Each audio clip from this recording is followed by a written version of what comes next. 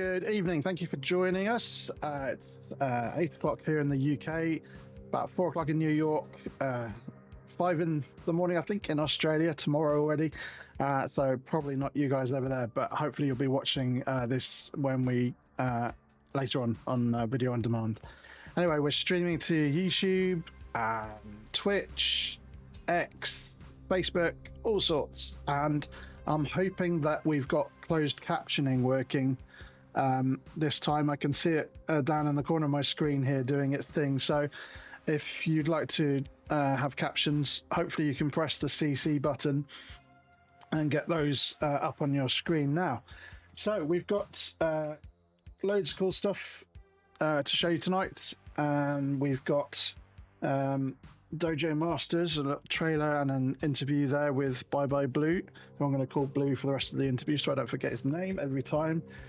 We've got lots of cool trailers, new games coming up. We're going to be announcing our game jam later on, and I'm going to be showing you a brand new extension, brand new, written about 5 years ago, but we've decided to release it tonight, so I'm going to do a bit of a demo on it.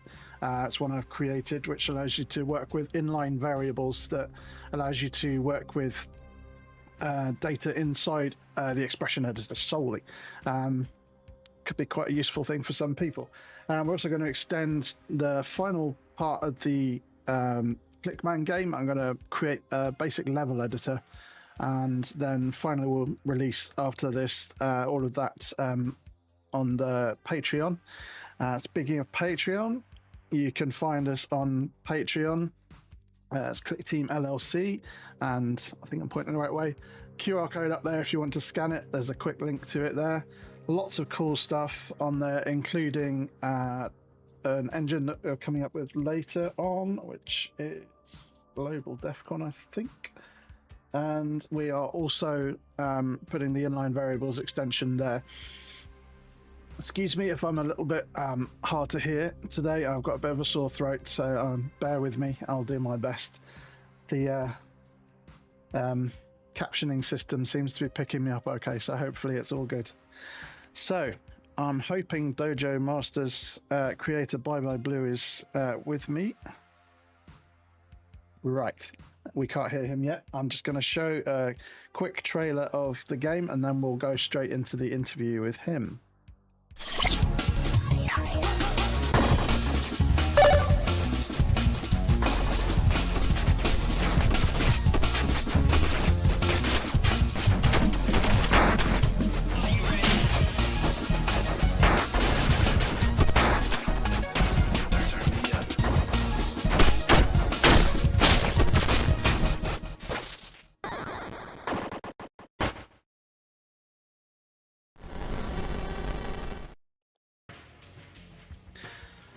Hello, welcome to the stream. Thank you very much for joining us.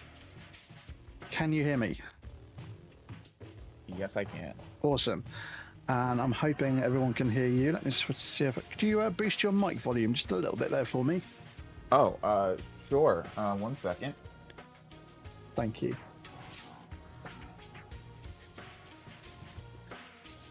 So, as you saw there from the trailer, Dojo Masters is a very cool pixel style game, and you'll probably be finding our game jam has a little bit of pixel theming later on, which we'll get to. So, are you all set? Volume up? Is my mic volume better? Yes, I can hear you really well now. Cool. Well, thank you very much for joining us. And first of all, as I ask everyone, how did you first get into using Fusion? Oh, that's a question. I think it had to have been around like 2004, maybe. Maybe a little earlier than that. I wonder how common this is, but I got into Fusion for Sonic games, like the fan games. Yeah, there's a lot of Sonic fan base out there, even still. Yeah. So my first time getting Fusion, I believe, was one of the trials, and I just made a really, really, really bad Sonic platformer. Okay. And I just did that for a couple years. Eventually, I said, "Oh, this thing's pretty good." I didn't quite gel with some of the other options at the time, so Fusion just felt comfortable to me, so I kind of just stuck with it, and I've gotten pretty good at using it ever since. I'm very, very well versed with the ins and outs of many of the parts. That's very cool to hear, and a lot of people did, as you say, get into it through the Sonic fan scene, and obviously Five Nights at Freddy's is the big one now that draws people in. Yeah. But yeah, back in the day, Sonic was one of the big draws in. I can't remember the name of the game. It was a really popular Sonic game made in Fusion. Gone out of my head now. But yeah, it was huge at the time. It might have been before the sequel, maybe? Yeah, unless I'm remembering wrong. It'll come to me probably at some point later on while I'm asleep. I'll wake up in a cold sweat remembering the name. Anyway, so tell us about your game. What was the inspiration behind this? So, are you aware of an old game called Karate Champ on the SNES? Certainly am. Or I guess NES, my bad. Yeah. Well, I hate that game. I think it's terrible. And effectively, I realized once I played it with a buddy of mine that, wait a minute, there's no other martial art game out there. Like, you can think of like some bigger things like Tekken and stuff, because there's martial arts in it, but it's not necessarily martial art focused. It's more character focused, you know? And sure. Even if you count Tekken, well, great. What else do we have? So essentially, I said, you know what, I'll do it myself. And here we are, like, what, I had this idea for a while, but development started a little after the pandemic. So it took about maybe 3 years to get to where it is right now. And it's still being worked on as we speak. But yeah, the inspiration is Karate Champ, for better or for worse. And was the graphical style from that, or was that something you just developed yourself? It's a mixed bag as to why this art style is here. So, okay, so a bit of dev history. A few of my players are aware of this, but like, Dojo Masters wasn't originally going to be as big of a project as it was. It was called, the project title was Karate Game. It was just going to be a karate character. Okay. Like, it was going to be Karate Champ, but better. It's just that the reception was a bit better than expected, that we figured, you know what, we might as well push this a bit more. So the original art style was to somewhat match Karate Champ, but it also blends into my design philosophy a bit, and how I like working with limitations. So the game's resolution is 160 by 90. Okay. That's pretty small. Right, I'm aware. Yeah. So I do that because it forces very creative decisions when it comes to making certain types of games, right? And while I'm just talking about the visuals, that kind of expands to everything I design in every aspect. So a mixture of me wanting to make Karate Champ as well as the limitations I set in place for this game is what led to the way the game looks. And of course, as you work on a game, you find out some things that don't work too well, or you use a shader and you're like, oh, I only can do this much with it. So all of those things further refine and focus what the thing's going to look like. I'm glad you mentioned having a low resolution, forcing creativity. That's actually a big part of our game jam that we're announcing a little later in the show, which we're hoping will get some people doing some really creative stuff. So yeah, that's a good tie-in there. So, do you want to start playing the game and show us a little bit? Yes, sure. Talk us through what's going on. Mind you, we are looking at the season 2 update. Was supposed to release yesterday, but a certain playtester thankfully found some pretty bad things that I had to fix majorly. So It's more than likely going to be dropping. Well, I'm gonna say 5 to 6 hours after this stream, probably. Okay, not too bad. So you're seeing some things early, right? Yeah. Some fun things. Real quick before we begin, this is just a personal thing. I spent a lot of time on this menu. I created my own debatably custom like CSS style script, and it's very, very, very cool. I'm very happy with how this turned out. With that said, I guess I'll do a quick arcade run.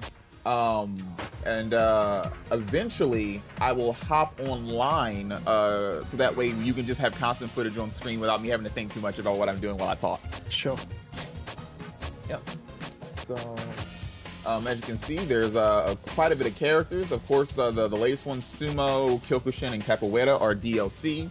So you will have to buy those 3 separately. Okay. These other 2 are workshop characters. The first one's official. The second one, I just have it. I guess I was testing. One of the community members made it. With that said, I'm going to pick Boxer, and of course, it'll start loading. I forgot I have modded stages on too. Oh yeah. This is not an official stage. Hold on, if you don't mind, let me go back. That's cool. Go back. Oh man, it's really yeah. I forgot I had all the mods on. I'm just going to do this until it cycles to a normal stage. There we go. Yeah, but it's the stages are RNG, so eventually we'll probably see another mod stage. If anything, it goes to show off how the mod support works. Sure. Yeah, and we can kind of show the game a bit. So ask away. So, I mean, this is actually reminded me a little bit of a very, very old game called, I think it was IK Plus. There was you speaking of mods, there was a funny one in that. You could type in a code and the guy's trousers fell down, which was quite funny. When I was a kid. Yeah, so I really love the style. It's very a lot of games that go low resolution, they lose the texture and the depth, but you've really got a good sort of style there. Did you find that quite easy to achieve? Easy to achieve. That's debatable. I'd say it's on a case-by-case basis, right? One of the things that where do I even begin with that question? So there are a set amount of rules that apply to every character and how I animate them, right? Like, where can I use an outline? Where can't I use an outline? And similarly, the stage backgrounds have opposite rules because you need contrast, right? Sure. If the stages were handled like a retro game, you would lose the characters in them too much. Yeah. So I'm not going to I'm not trying to downplay this modded stage that you see right now. But as you can tell, they use a lot more simple colors and we kind of lose the characters a bit. Yeah. Right? Sure. That texture in the background helps to convey the motions and stuff. Cause like let me do something real fast. It'll do. So if I were to pick, let's go with these 2 characters, right? You can see I'm gonna go from the official stages. 1 second. All of them have a bit of texture to the background to make sure that while there is character customization, like you can change color. So you pick the stage first. So if you ever say, oh, I like the stage that's there, I'm not going to change it, you can say, oh, but I blend in too much. You have the ability to mess with it, right? Because obviously if I use this gray, I kind of blend in with the background. Okay. Even with that said, I try to be as careful as possible that even if you make a part of your character model or your sprite blend in with the background, one aspect of you or the important aspects will still come across in one way or another. Yeah. I keep that in mind when I'm designing the stages, right? With that said, there are some few cases where I can get away with much less textured backgrounds like this. So whenever there's a dark void, I can get away with simpler colors. Sure. But the moment I start adding brightness, I need to add more texture so the characters stand out more. So you just showed changing his shorts color there. Was that something the players get to do? Yes. So you can change. Let me take a better. Let me go to a brighter stage here. Okay, this works. So you can change hairstyle, skin tone. There's roughly like I want to say 12 different skin tones. Cool. We call this top gi, but for boxer it's gloves. Bottom gi, which is the shorts, and as well as the soles of the shoes, and then extra. Previously, this was only shirt or no shirt, or in the case of sumo, it was shoes or no shoes. Where is it? Right? But in this update, you can actually change the color of it now. That's pretty cool. How have you achieved that? Is it a lot of different sprites all being moved together? No. So this is a shader I made a while back, and what was his name? Caesar? helped me optimize it effectively. It chooses. I have a 8 colors max that I can mess with. Right. And then I also have about 4 to 5 different effects that re-simulate some of the more common effects that people use in Fusion. Okay. Right? So I've effectively remade the base Fusion shaders on top of my own color palette changer. That's really cool. And a lot of people back in the day used to do recoloring with the ink effects on active objects, and this looks like a much better way to do it. I will tell you, I did do that method at first, but as soon as I started adding too many characters and sprites, the game would take about 5 seconds. Yeah, that's a lot. So I needed to come up with a better solution. And honestly, let me go back to some gameplay here. I mean, yeah, this is perfect. This is perfect. Let me pick a different character though.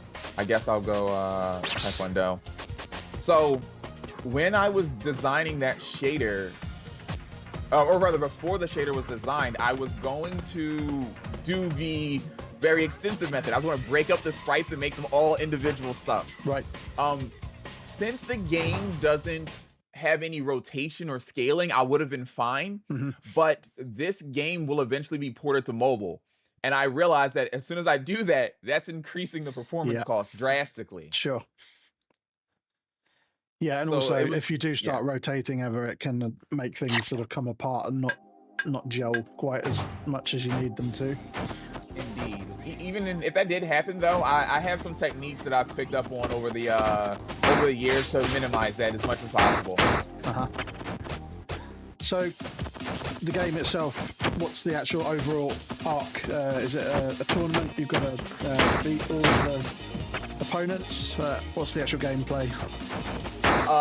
Okay, so that's a bit of a complex question. So I like to give you the complex questions. It just hits you on the toes.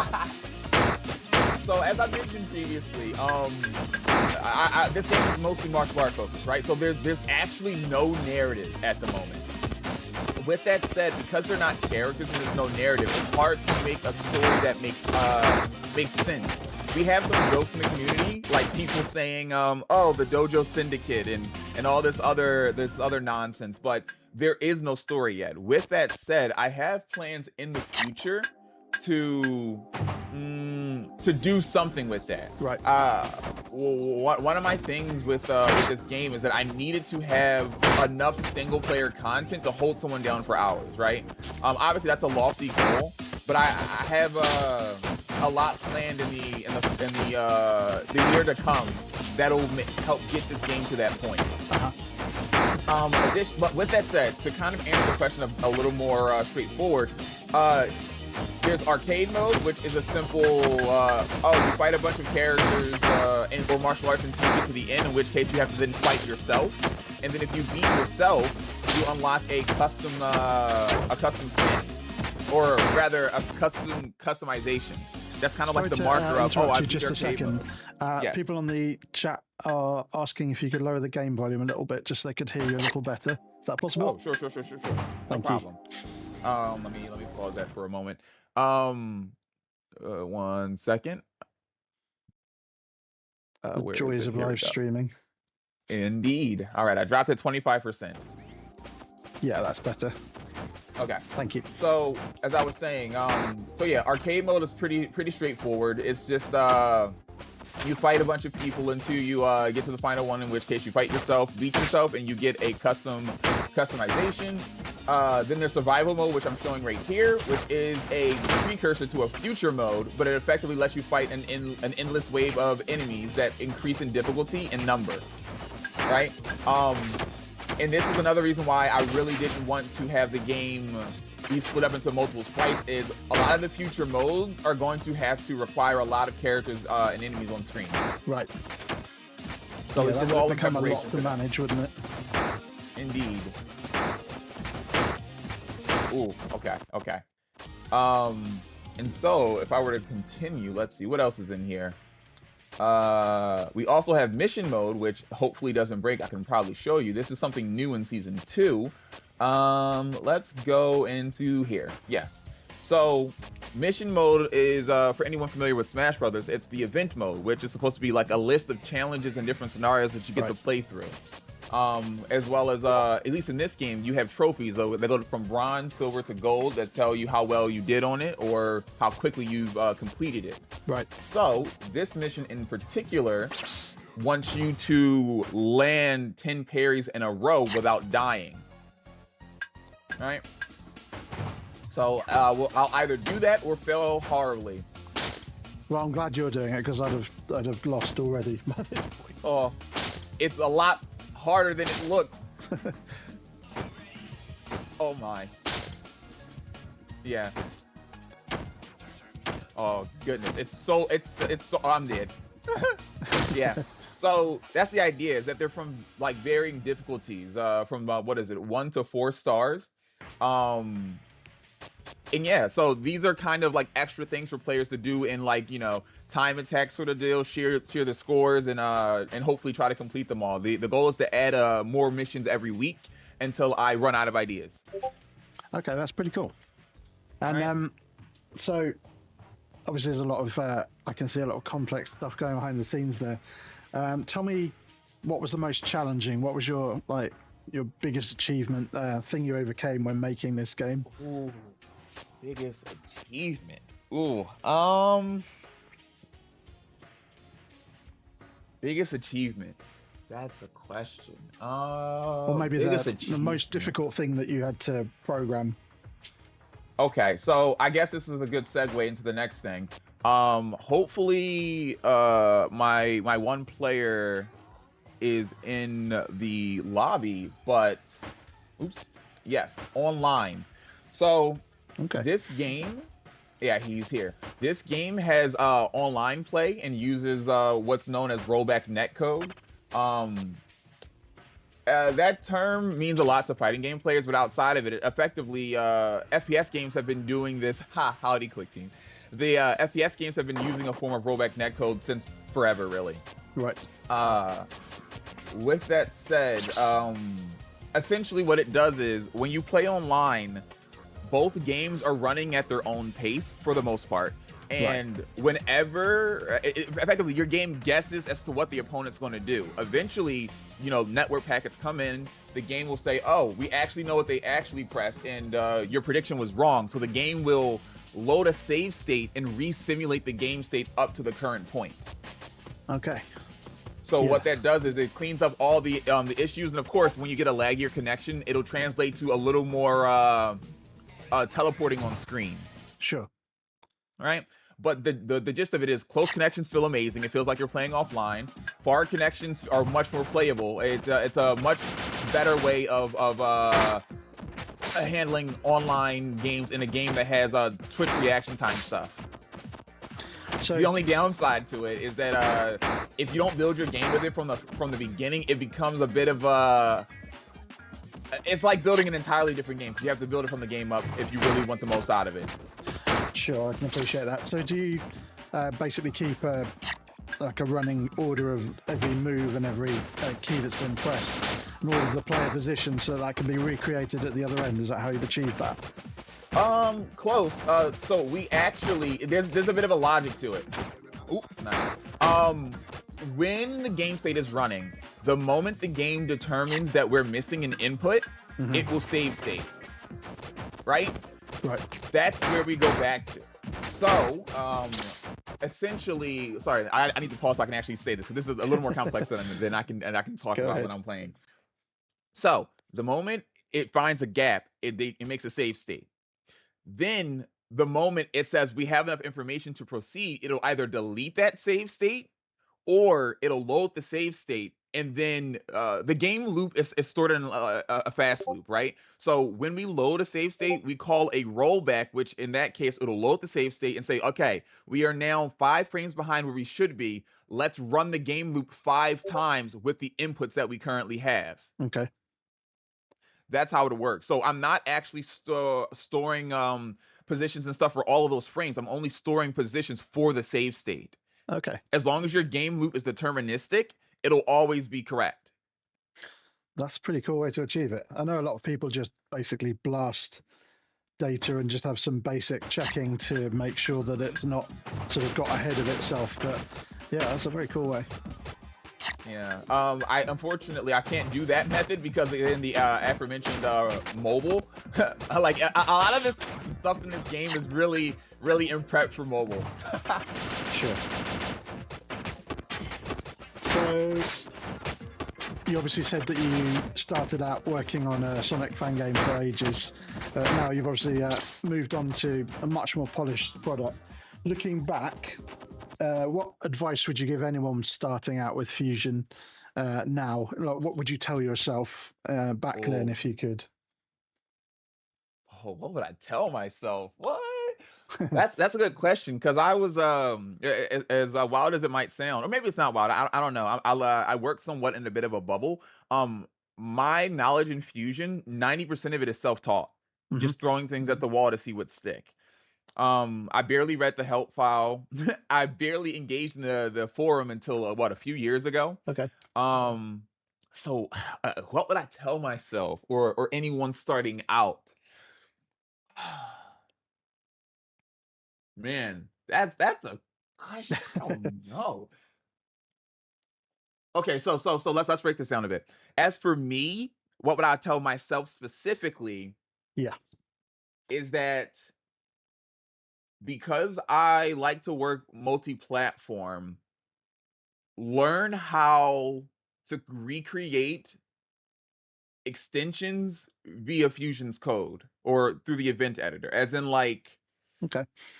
the platform movement object. That was something that I used very heavily in the early days of my my Fusion lifetime.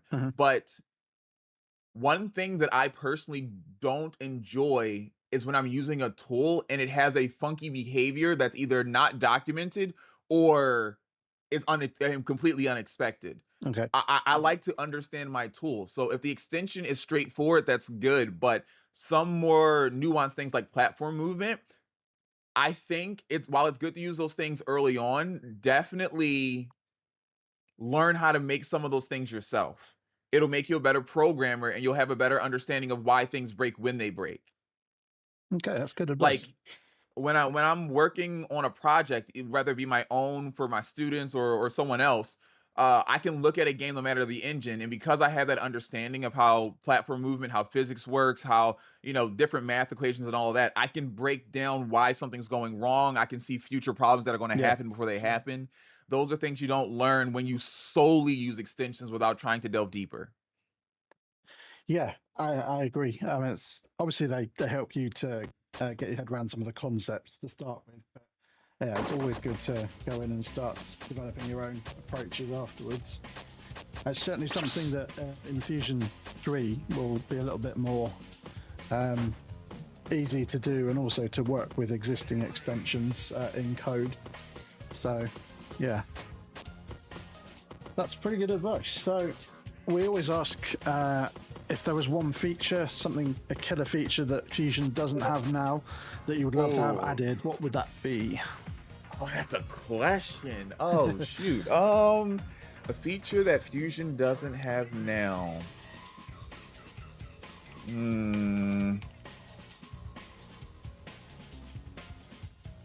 Maybe. I mean, it's okay if the answer is it has everything you need, and that's a win for Fusion. No. I'm sure it's just my brain wasn't thinking about it. So now I gotta actually I gotta trace. So the first one that comes to mind that isn't too important, but it affects this game a bit. So if you listen to the music, right? I have a bit of a what is it called? I'm going to say dynamic music system. So every track is broken into an intro, a battle loop, a transition, and an outro. Right. Once the intro is done, you're in the battle loop. Once you reach the end of the battle loop, it jumps back to the beginning of the battle loop. Once you go into transition, goes to transition, into transition, back to battle loop. To do that in Fusion, I had to effectively, to an extent, reverse engineer how the audio worked. Right. So I've discovered that there's a bit of drift that happens. It's a mixture of the hardware itself, as well as however Fusion handles things under the hood. So that drift is also different depending on if it's an MP3, OGG, or WAV file. Right. So I have to jump through a lot of hoops to get it to roll, to loop back debatably seamlessly. There's still like a 5% margin for error. So sometimes when the game loops audio, you can hear a little bit of a hitch. So I guess the first thing would be some way to more seamlessly loop audio in some way to allow users to do more fun and creative things with the audio system. And I guess by extension, eventually fixing audio slowdown on mobile. Because I've had to create my own systems to reduce that. I saw someone on the forums a while back created some workaround that I haven't looked into, but if I were to break down how I handle audio on mobile, is funnily enough, my rollback netcode is kind of helped me solve this. Is that playing a new sample on mobile causes the lag. Right. However, if there's a sample that's already playing and it's looping, there is no more lag. So what my game does is it's one long audio track. And then when you won't need a specific sample, it'll jump to that position in the audio track, play it, and then there's dead silence after that sample. And then it'll loop to the end and loop silence indefinitely. And I had that running for about 8 different audio channels. That removes almost all audio lag. Of course, that's like a Band-Aid solution, right? Very creative one though. That's pretty cool. A novel approach I've not really seen before. It's it was the only way, because otherwise it would drop to 5 FPS in my game. Right. Yeah. So that is probably the most immediate one for me. I'm sure by the end of this interview, I'll probably think of one more that's probably a bit more important, but that one is ever present. Sure. Well, it's definitely something that I think Fusion 3 won't struggle in the same way, because it's been developed on a much different way. But yeah, I'm glad you found a creative solution around that. Hopefully some of the people can take something from that as well. So where can people get the game? Obviously you've got to finish off your patches here, but where can people get it once you've dropped the new update? Okay, so the game is currently only available on Steam. It's around $15 USD. The DLC is $5 USD, but when the DLC drops, the base game will also be going on a discount. Debatably, it'll be dropping down to $10. I don't know what that converts to in pounds or other currency off the top of my head. I think Steam changes the prices depending on which region you're in as well. It's quite dynamic. So, yeah. Yes. With that said, I do make some extra care for a few regions that even with the conversion, it's a bit overpriced. So I try to be a little more mindful of what's going on there. With that said, as for other platforms, we can go here. Oh, there's my 1 second. My alarm is going off. We're good. What was I going to say? Other platforms. Yes. So as mentioned previously, eventually it will come to mobile, though that one is very far off for various reasons. Because I know the amount of optimization that's necessary for mobile, I need to make sure that the game is as done as possible. As for platforms like console and things, while I haven't talked about them much, I will be looking into them a little closer to when the second DLC drops. Right. Mainly, I want to avoid coming to console when some of the content that I really want in the game is not there, right? I mentioned earlier that I need the game to have enough single-player content, and that if the game is purely multiplayer, which I would say it's still currently like 50% at the moment, I think it's a problem. I want the game to be able to stand on its own without having to rely on online play. Sure. Right? So I would say you'll hear more about console ports very early 2026. You'll hear more about that, because that's when I will start doing discussions about it. Cool. And make sure you post in our Discord and forums in the WIP section, and also the announcements. Gets a lot of attention there. So obviously you're working on this and bringing new stuff out each week, hopefully. But do you have anything else in the works coming up? Any other games, or is it just this for the moment? Let me think. How do I want to answer that? So our first air quotes official game that we released was called Bone Dungeon. Okay. Would you like me to show that or just talk about it? Yeah, if you got it there, we've got a few minutes. Yes. I can do that. 1 second. Let me kill the game.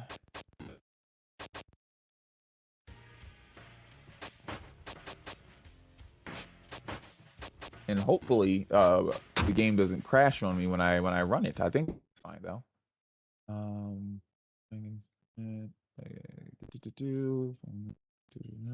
You'll need to reshare the screen when that comes back up. Yep.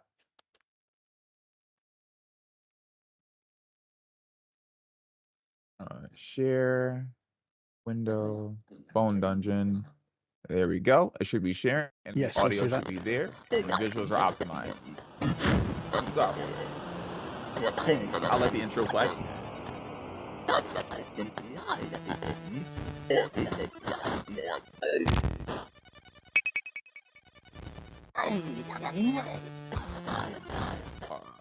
Also, I don't believe the intro is showing on YouTube. Oh, no, it showed up. It took a second. Okay, here we go. We're good. So, this is Bone Dungeon. Back when I was trying to get familiar with how mobile works, with Fusion, as well as at the time I was training a student of mine. This was the project that we worked on. It's effectively, I guess I just start. It's a roguelike retro game. Think like, do you know the game Snake? I say that, but I think everyone knows the game Snake. Yeah. It kind of plays like that mixed with a dungeon crawler. Okay. Right, so you can't but the caveat is that like every time you move, the world kind of moves with you. There's like there's a bit of wiggle room in there, right? And there's like what do I want to say? Items, there's abilities depending on what character you're using, different ways to interact with stuff. One big thing I like doing as a developer is hiding secrets. It gives things a lot of replay value, and it's always just fun to talk about when you find something ridiculous, right? So, for example, this is something that's not really talked about in oops, I died again. Let me see. It's going to take me like 40 seconds to do it. A secret in this game that you can do, it's a lot easier to do it with this character than others, is that if you break all of the decor or foliage on the map with like a bomb, an ability, any which way, and then you knock on the top wall 3 times, or no, not 3 times, that many times, a door shows up. Okay. That can lead you to the dungeon shop, which I need a bomb to access or a key. So just bear with me as I attempt to get a bomb or a key. Yeah. Oh, there we go. Okay, I got one. And then there's also collectibles like tomes. But now I'm gonna blow that up, and we're gonna go inside. So once you're in here, there are percentage costs on the items. You can either buy a staircase, which takes you down to the next floor. Right. Normally, when you're playing the game, floors show up randomly, right? Because you know it's debatably RNG. Floors can show up, doors can show up, locked doors, locked floors, everything. Or if you don't own a character, you have the ability to play as them temporarily during your run, which at a higher price. But if you own the character, the price is cheaper, right? Yeah. And when you get the character, you also get an item with them. So for this one, if I got the mage, I'll also get a potion. Or you can gamble. I'm not going to give away too much, but this potion on the side is called the vampire potion. You can get it, but when you die, there's some ramifications to it. Potions will respawn you, but there's something else comes with that. So I'm gonna pick the mage here, right? So what makes them different is that they attack from a range. So that gap in between me and what I'm attacking, Right. I can't hit it. But one benefit is anytime you hit gold or an item on the stage, you will transform it into money, or random chance it'll turn into a frog. See? And every time you hit gold, it'll double up. And then you have that. It's pretty much the higher the currency, the higher the chance of turning into a frog. So yeah, now I'm just kind of showing off random things here. But like this floor, unfortunately, I'm probably going to die. It's a mob swarm. So it's all one type of enemy. Oh, I lied. My ability, time stop. So I can kind of freeze time and hit them. As you can see, I'm going to be talking forever if I just keep mentioning everything that can be done in this game. It's a very cool looking game, and obviously you like the very low-res style. It's interesting. People will see this a little bit later when we talk about the game jam, but this is literally kind of fitting the picture perfectly, even down to the little joystick on the screen there, which you'll see when I play the video later on. But this looks very cool. Where can people get this game? So right now, it can be played in web browser at bonedungeon.com. It can be purchased on itch.io, or you can get it on mobile, Android. And the reason why I brought this up is you said, do we have anything else in the works? While we don't really have anything else in the works necessarily, I do have plans to eventually bring this to bring this to Steam. No guarantees that it'll happen this year, but I would love to bring this to Steam closer to like Halloween. I think it'd be pretty neat. Very cool. Well, I think it's about the time we've got now, so I'll wrap it up there. Thank you very, very much for joining us. It's been great to see a couple of games there. And yeah, just once again, where can people get Dojo Masters? Just as a reminder, Dojo Masters can be purchased on Steam, as well as the DLC, 5 to 6 hours after the stream once I wrap up what I got to do. Awesome stuff. And I think we'll probably put some links up somewhere, post them on our social media and stuff as well. Thank you so much. It's been a pleasure.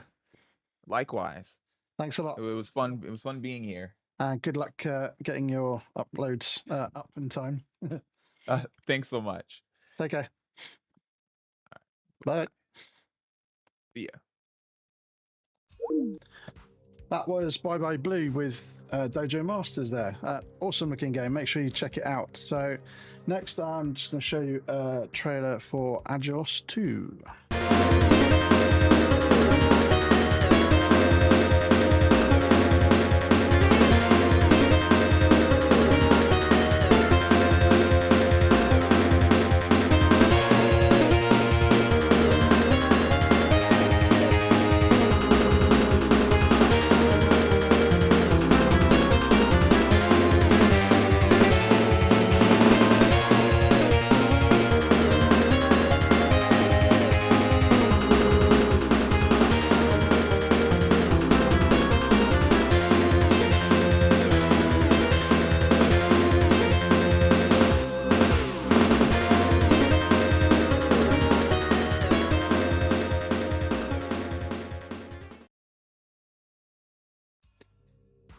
That's coming 2026, so make sure you wish list it now on Steam and various, I think Steam and various console platforms there, including Xbox and Switch, I think.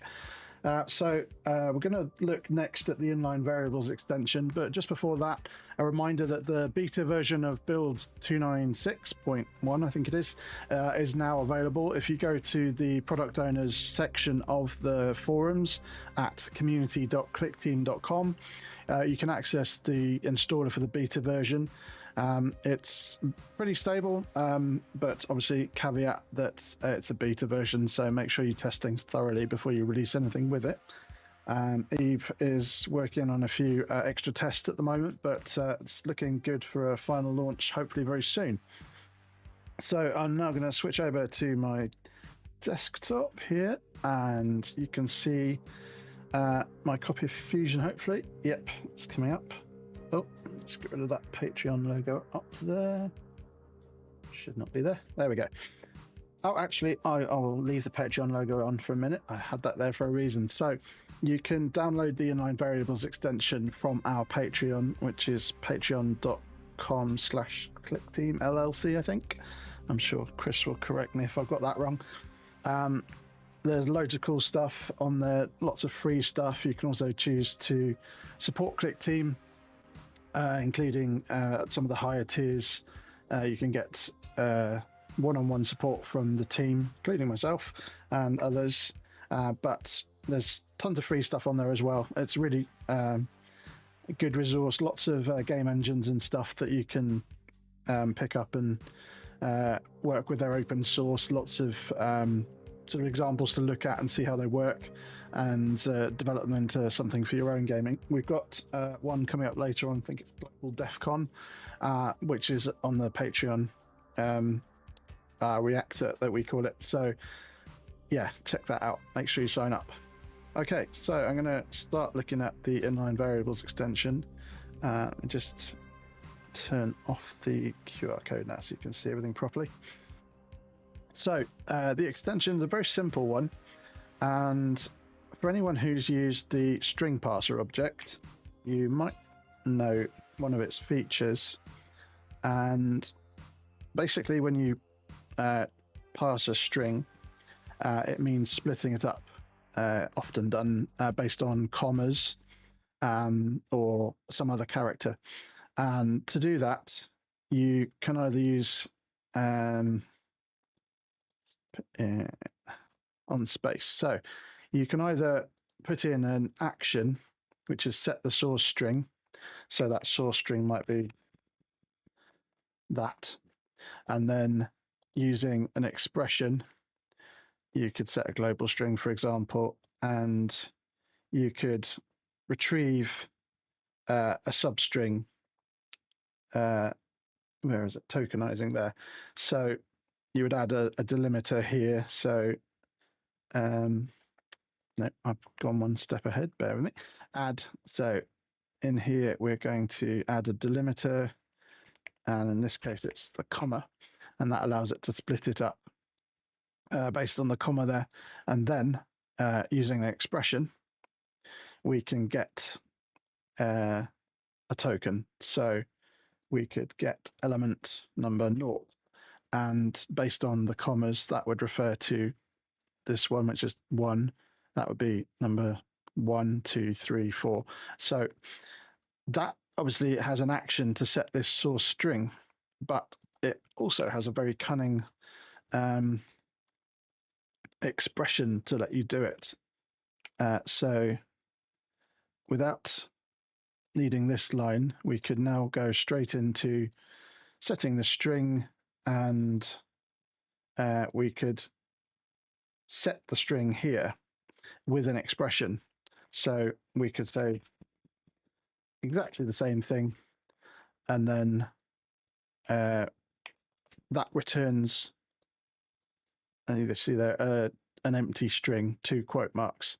So within the expression, saving on an action up there, it means that we could then also now go in and we could do exactly the same thing and get an element 0, for example. So I took that concept, which I always found very helpful, and I found it easier than having a separate action up there for setting that string, and I turned it into a variable system. So we have a series of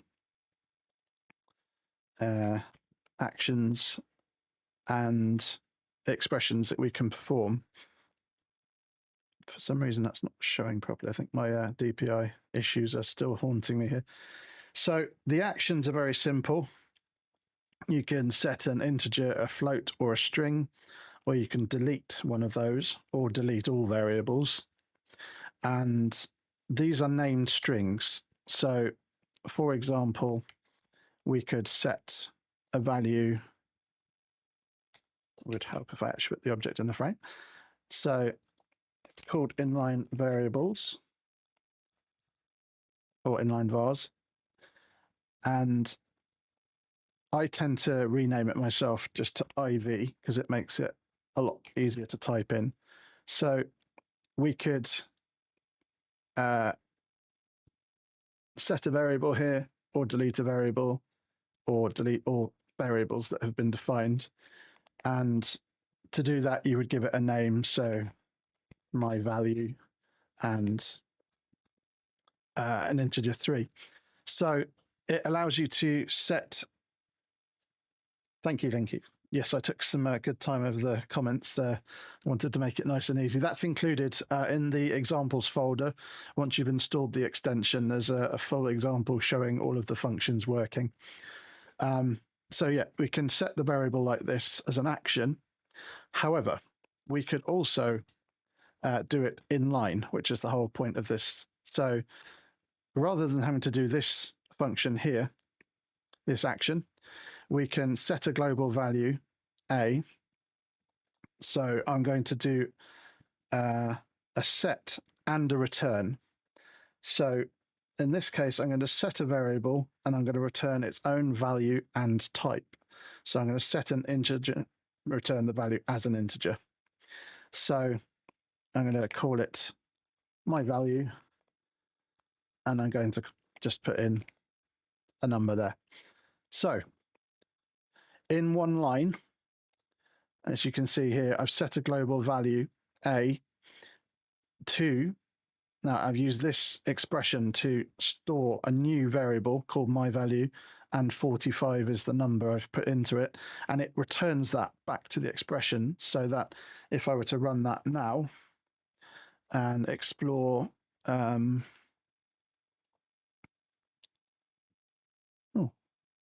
that's not showing me global values for some reason.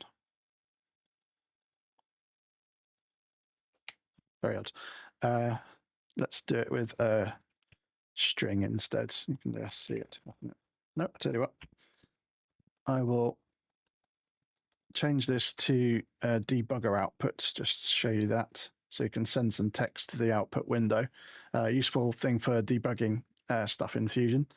So in this case, I'm going to set a variable returning its own type and value, and I'm going to do string this time because it's going straight to the window. So I'm going to call this one my value 2, and I'll set test output as the content. So now if I run this, something funky is going on here. I wonder if this is a 296 bug. Anyway, it should have shown down there. Let me just make sure this is working properly. I hope my extension isn't now failing as I'm demonstrating it live to everyone. Hopefully, if I do it into text. So we'll just set the alterable string here, and we will set value returning its own string and type, set a string, return the value as a string, my value, and test 2. Something is not right there. But okay, so when I'm sure I'm going to get a video made of this, as my colleague Kisgiri did the other day, you do actually have to press spacebar if that is the condition for your event, Simon. Okay, so now if I press spacebar, you'll see test 2. So that one's going on the blooper reel. So as you can see, we are setting the alterable string to the return from this. We could just as easily have not returned anything, so a different function. So set it and returning. So this one here returns a 0 or an empty string, depending on what type. So if you're setting an integer or a float, it will return a 0. And if you're setting a string, it returns an empty string. So you could say my value and set that to frog party for some reason. And if I run it now, you'll see when I do that, it's setting the value. My value is set to frog party, but it's returning an empty string. So what this can let you do is calculate a lot of like positional data. For example, if you were calculating the position of, in an RPG game, a troop moving around, and you wanted to get the position of that, which you calculated from a set of variables and data that you had. And then you would also need to set it for maybe a health bar to go above the character. And rather than having to recalculate things twice or have a separate action that stores in a value somewhere like an alterable value or a global value, your calculation, and then applies it, you could set that troop using this. So say we were setting the X position here, we could do set a value and return its own type. So, oops, troop 1, and then that could be a bunch of calculations. I'll just add some numbers and divide it by 2. So as well as setting that position of the troop active object, or however you're displaying it, you are also storing at the exact same time into a value called troop1. And that would mean then on your next action, to set the health bar above the troop character, you would be able to reuse that troop1 value that you've stored in there. So I know a lot of people will struggle to see the point in this, but a lot of times it can really make your code cleaner. You can use it to do lots of complex calculations and get data all in the one string that perhaps if you're wanting to keep your code more compact, for example, when you're doing a lot of calculation of positions, you could do it using these expressions to manipulate data and store it there. And of course, you can retrieve data from other objects using expressions and stuff and store them straight in there. So it's a bit hard to see. I'm going to do a small example here just to see if I can make this a little bit easier for people. So after images of my mouse icon, yeah, I won't turn that off now because yeah, it has a weird issue with my mouse program. It keeps crashing at the moment. Yeah, so I've got a sun and 2 planets here. So I'm going to do every, let's say every 10/100ths of a second. And I'm going to set the position of this. So I'm going to store the value that I'm setting so that the other object can use it as well. I'll do it based on rotation, actually. That'd be an easier example. So we'll set the X coordinate to, now I'm going to set a variable and return its own value and type. I'll use integer, or float would probably be a little bit more precise, but because of single integer pixels, we don't have subdivisions. It won't matter unless you use a shader to work with that. So I'm going to call this the X position, and I'm going to set the value to, now I never remember how to get this one. That's under the special object. You can, there we go. Angle of a vector. No, that's not the one I want. Okay, let's just keep it more simple because my maths is terrible. So we're just going to set the position to the position of the sun minus a random in a range. So random from 1 to 50. So it's going to position the first planet between 1 and 50 pixels from the sun. I'm storing that in a value now with inline variables called xpos. So I'm going to do it this way instead. So I'll get the random range 1 to 50, store that in the xpos, and this returns it back to the expression. And I'm going to do the position of the sun minus that. So position of the sun minus, storing in this value, random from 1 to 50. So if I run that now, you'll see that moving. Now, because I've stored that value in xpos within that same expression there, I can simply go and do a position on this one and set the x coordinate. So in this time, I'm going to do the position of the sun plus, and I'm going to just get that same value that I stored back from inline variables called xpos.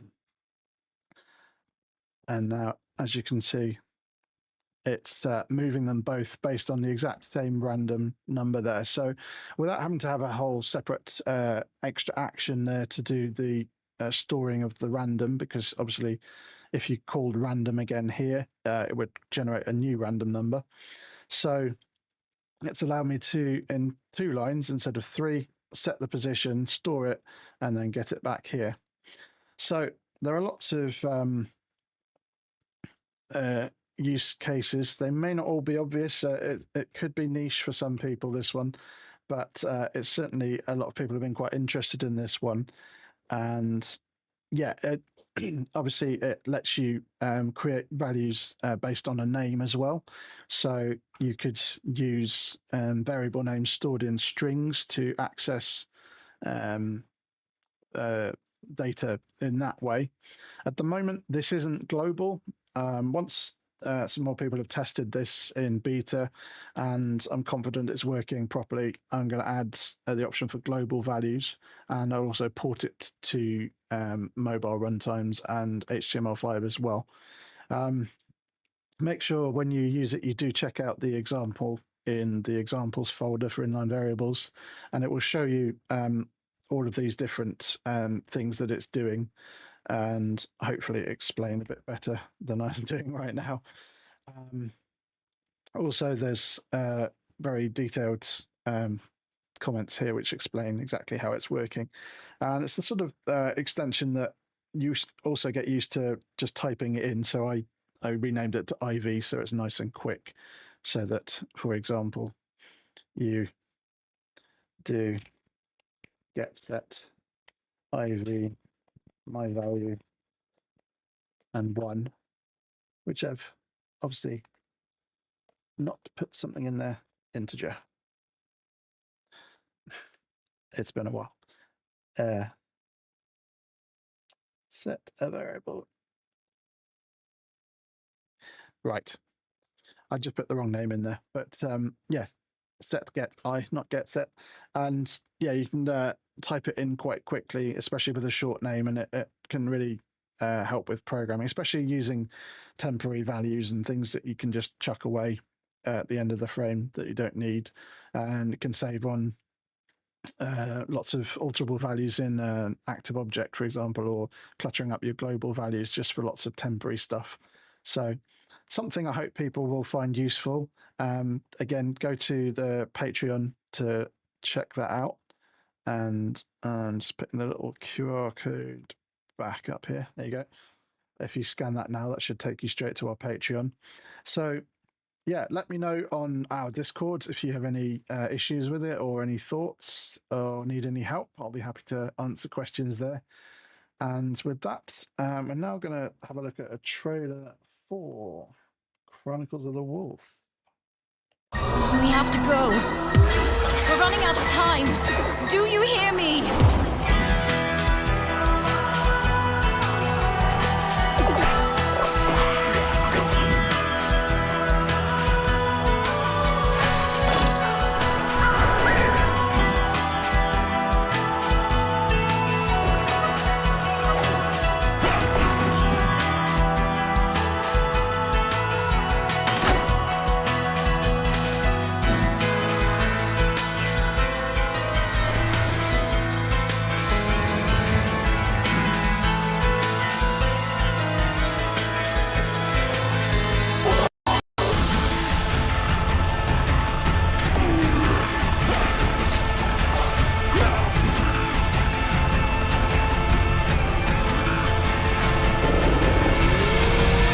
Chronicles of the Wolf.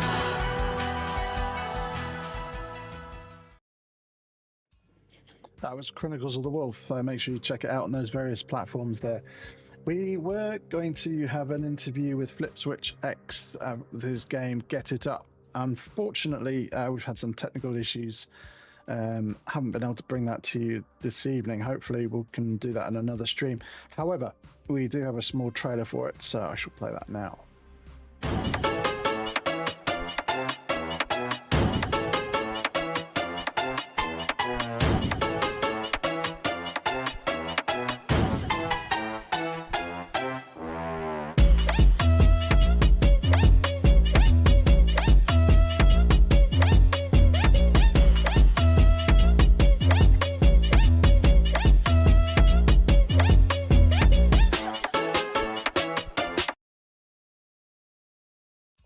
That was Get It Up. That music has been stuck in my head for several days now. The game looks brilliant. It's something I hope we can come back to and talk to him about in another stream. There is some interesting mechanics and slopes in particular there, which I'm not sure we're in that trail, but yeah, it's definitely a fun game and one that everyone's going to enjoy, I think. I'm going to do a quick trailer for Clickteam Professional Services now. We offer a service for users. It's a paid service where we can work with your game. It could be porting it to a console or to a different platform. It could also be taking your existing code and working with it to improve it or work out bugs that you might be struggling with. Lots of different services that we offer, and I'm going to show you a trail reel with some games and projects that we work with. And if you do have any projects that you'd like us to take a look at, head on over to service.clickteam.com and open a ticket under the professional services section, and someone will get back to you to talk to you about your project.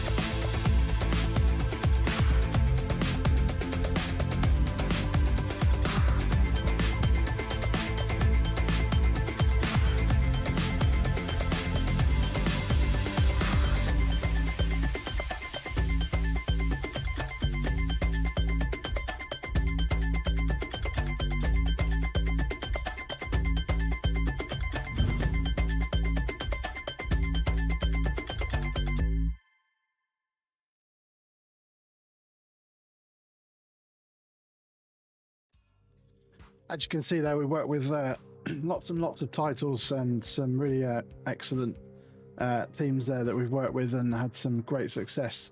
So if that's something you'd like to talk to us about, again, head on over to service.clickteam.com and take a look at opening yourself up a ticket under the professional services division. Also, there was a link there on our main website, clickteam.com/clickteam-professional-services, I think it was, but you can also find that in the menus. Okay, so I have a game jam announcement for you now. So let me just play the trail, and you'll see now some of the comments I was making there in the interview.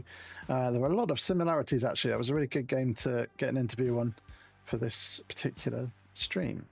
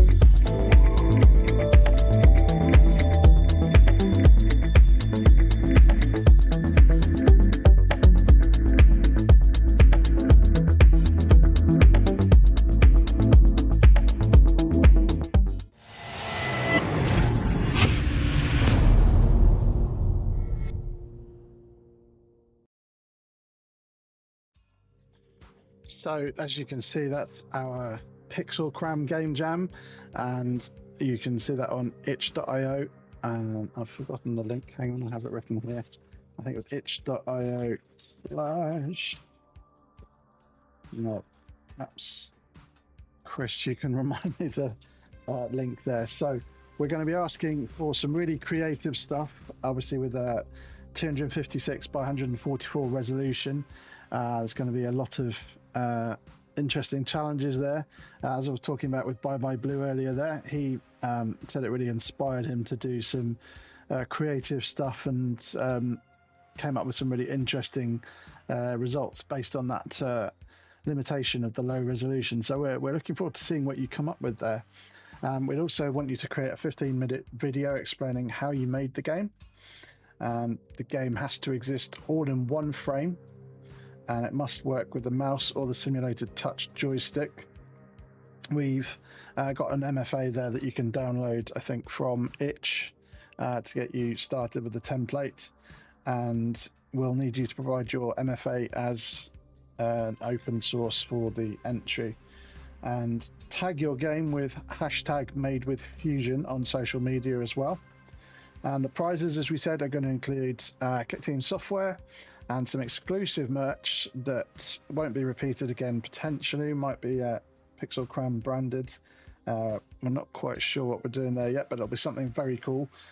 And also, we're going to build all of the games into a simulated game there. You saw that in the trailer that everyone will be able to download.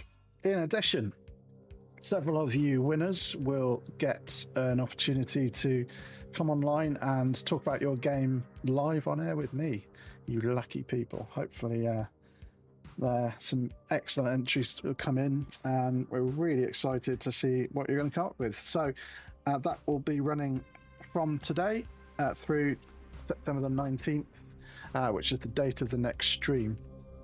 So make sure you get your entries in soon. And with that, let me go back to my script for the show, and I'm going to now show you another trailer for Gunlocked 2.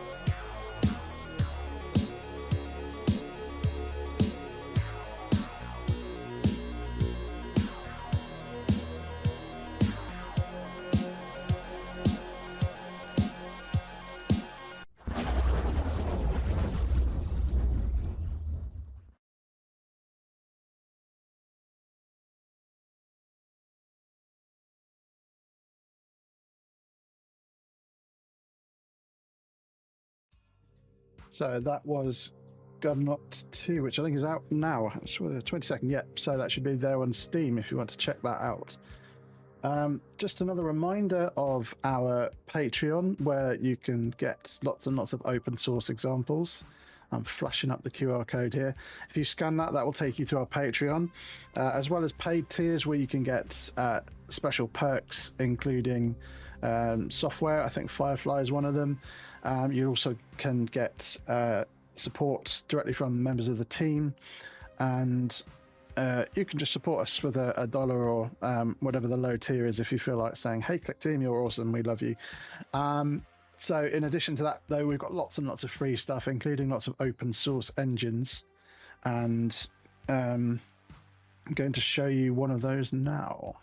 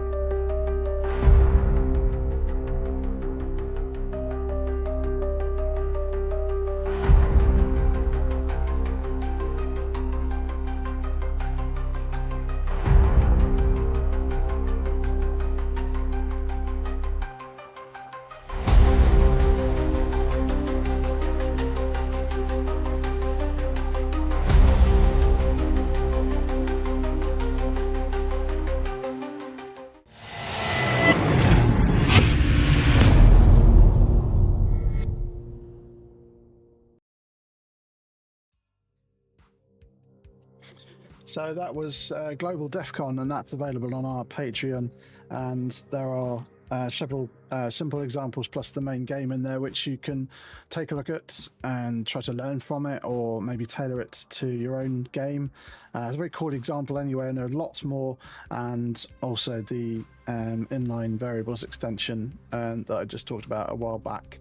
So make sure you check out our Patreon, and you can scan that code up there. I think, yeah, put it in the right way, and that will take you straight to our Patreon, and make sure you check it out. So I'm just going to show you one more trailer here for a game called Brawler. In a world full of HD remasters and remakes comes another HD remaster. Only this time, it's free? That's right. If you've already purchased Brawler, you get it free. If you haven't, then what are you waiting for?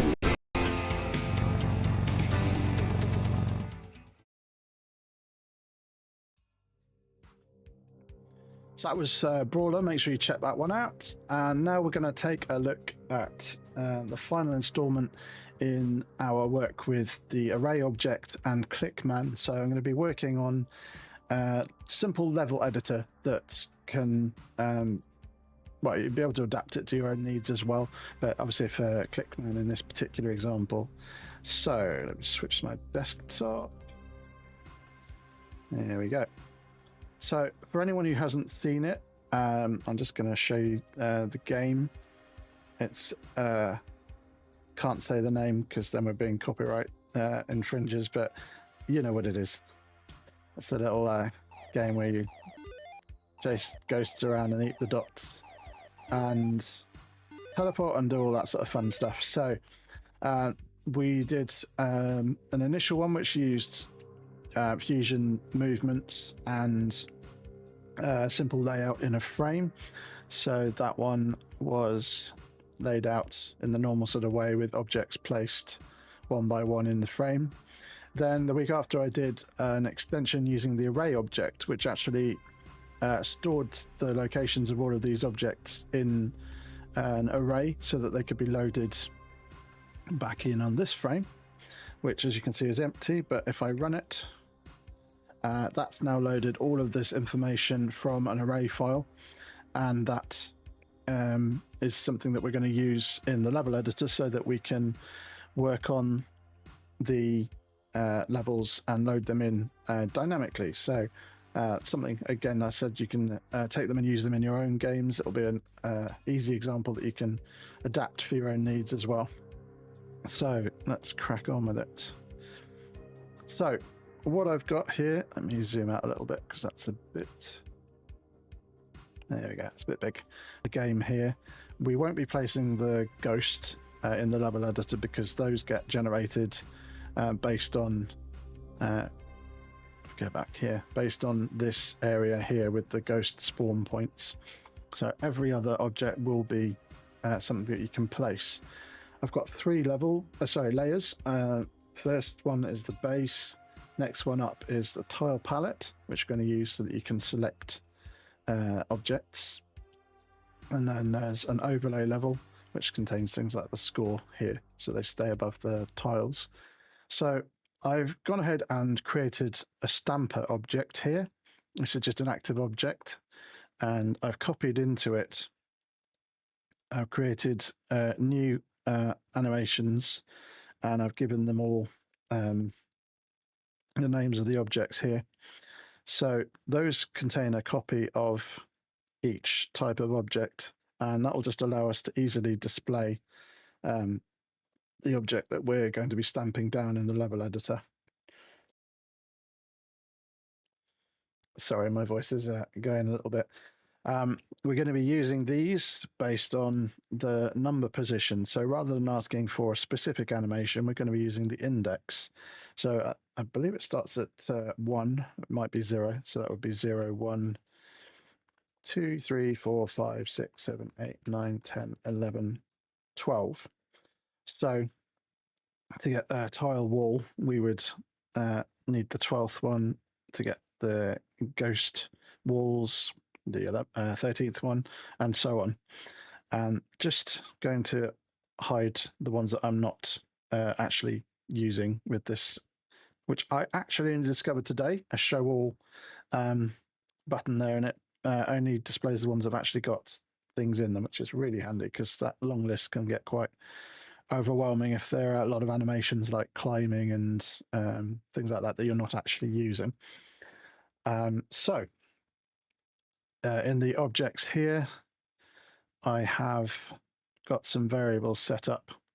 Most of these are variables that are used in the other frames to help identify which object is which. So for example, item name wall, that's what gets stored in the array, the word wall. And in this one, ghost wall, ghost spawn, and so on. So those are the names that get stored in the array. They could just as easily be a number. So this, as you'll see here, I've actually got an index as well here. So 3, that one is 0. So I could just as easily have stored a number representing each thing in the array, and it would actually make the array data smaller.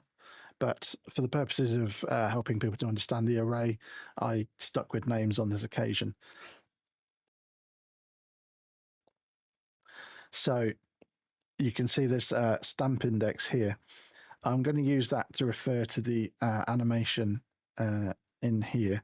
So if you remember, this one started at 12. So to get the wall, I would take 12 and I would add the index number there, which is 0, which would give me 12, and that will allow me to refer to the animation that I want. So first thing I'm going to do is set up a tile palette. So I'm just going to pop a copy of each of these objects over here. Obviously, if you're making this work for your own games, you can make this a lot fancier. And those are the objects that we're going to place down. So what I'm going to do is use this layer. I'm going to shift it on. So I'm going to insert the Clickteam layer object, which works with all runtimes. And I'll pop that in. So that will allow me to move an individual layer by name or by index. So I'm going to do it by index 2 in this case for the tile palette. So I'm going to add in keyboards, repeat while key is pressed, and shift. And I'm going to use an action here from the layer object and layer by index position, and I'm going to change the X position. So I'm going to scroll it 90 pixels maybe to the left of where it is now. So it was index 2, and I'm going to scroll it to -90. Let's see how that works. So hopefully, no, it's not worked. Maybe that wasn't enough. Let's do a really high value, like -300, and just, oops.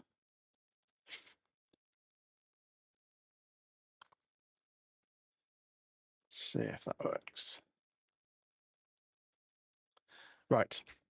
What I haven't done is these objects are not created at the start of the frame. So you can see that's not ticked here. So I'm just going to add that option,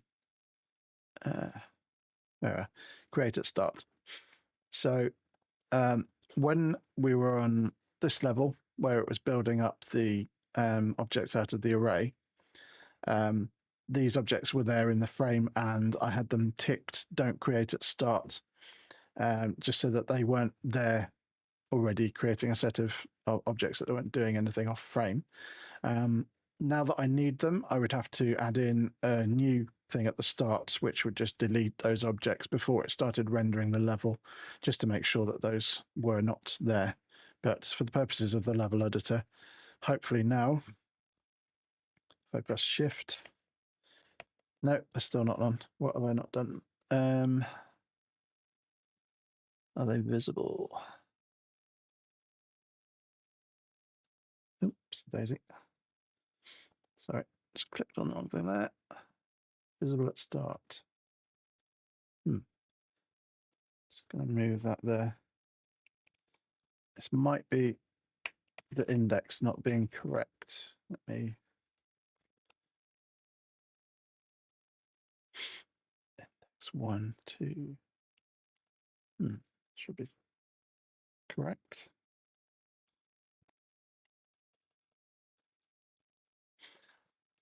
This is another one for the blooper reel. Okay. What am I not doing there? Visible. Yep. Just run it and see what objects are in the debugger.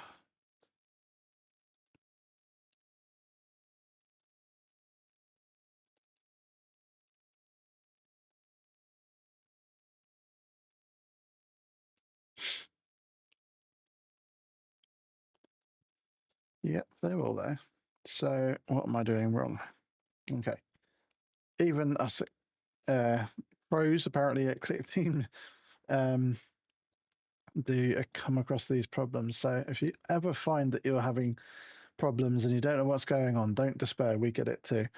Just adding in an end application here just to make sure that it is actually running. Okay, so that's not working. So I'll do it another way. Rather than getting stuck up on this demonstration. Unless I can do it by name. Make sure I'm doing the right one. By name, position, set the X position. Perhaps that will do it.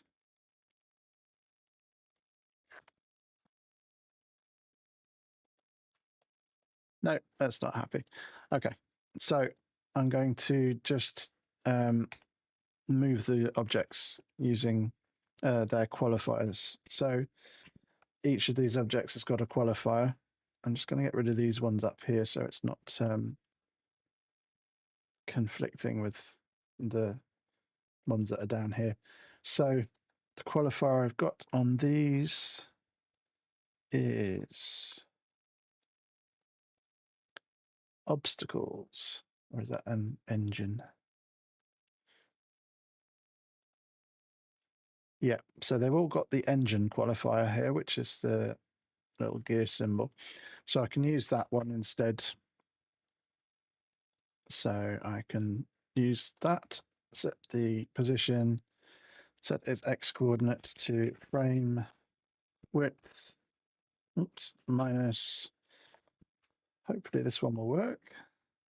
Hooray, there we go.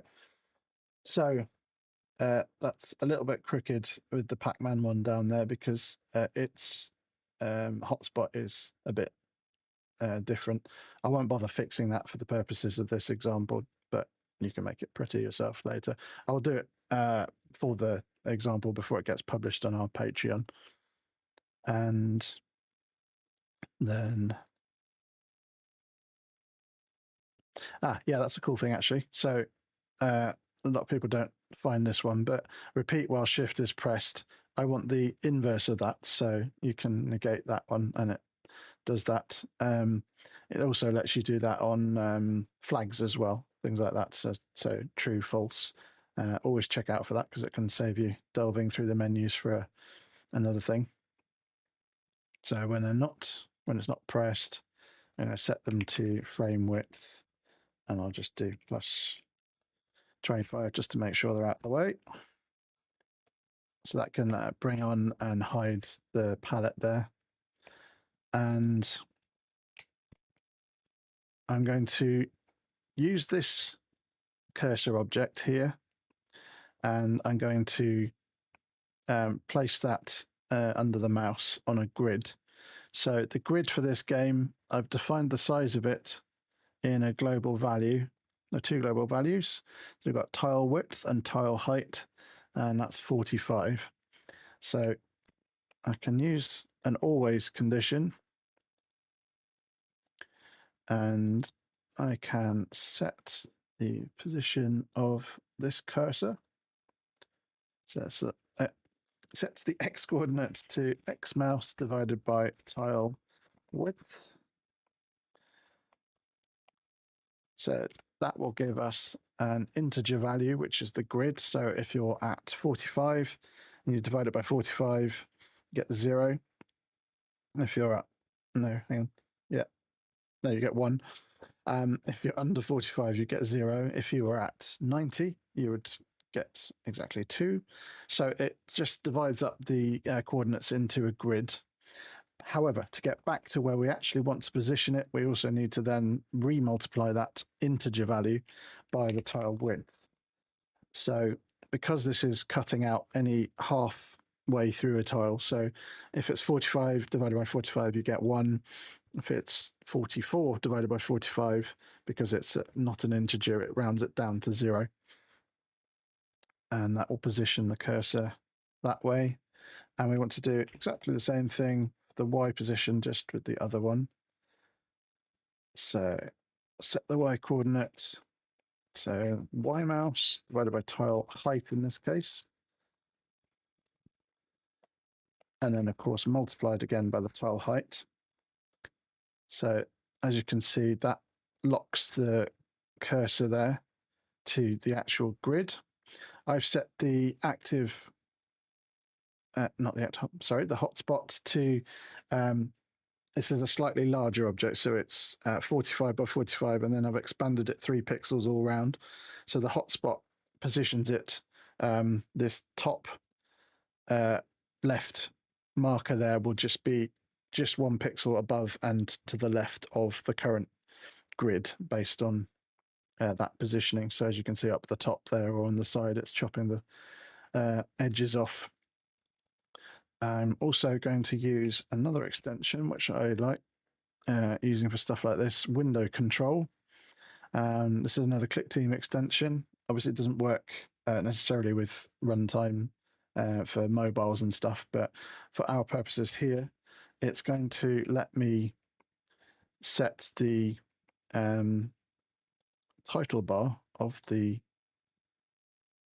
frame, the whole application even. So set the title and I do ClickMan and a tilde, and I'm going to say x equals, and I'm going to do a string of, so I'm going to take the x coordinate of that cursor object and divide it by tile width. Here is an example where my inline variables extension could have been used. I could have set this position here and then stored that calculation in a value that I could then use again in here. However, for the sake of this bit, I won't use that because not everyone will be so familiar with that, and people may not have seen the earlier part of the stream, but if you do, check that out. It's on our Patreon.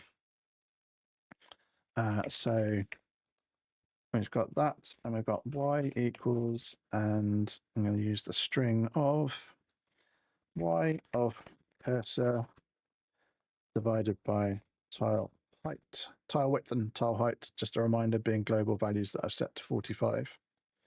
So while that's going, you can see up in the title bar there, it shows you the X and Y grid position. You could justify those so that it was padded and it didn't make the numbers move when they went below 10 or below 100 sort of thing. So if you justified it to a string of 3 wide each time, it would help it look so like it wasn't jumping as you move up and down through the 10 columns on these things. Anyway, it's just a nice little touch. So we've got these here. I want to make it so that you can click on these and we can then select so make a global value here and we'll call it tile picker.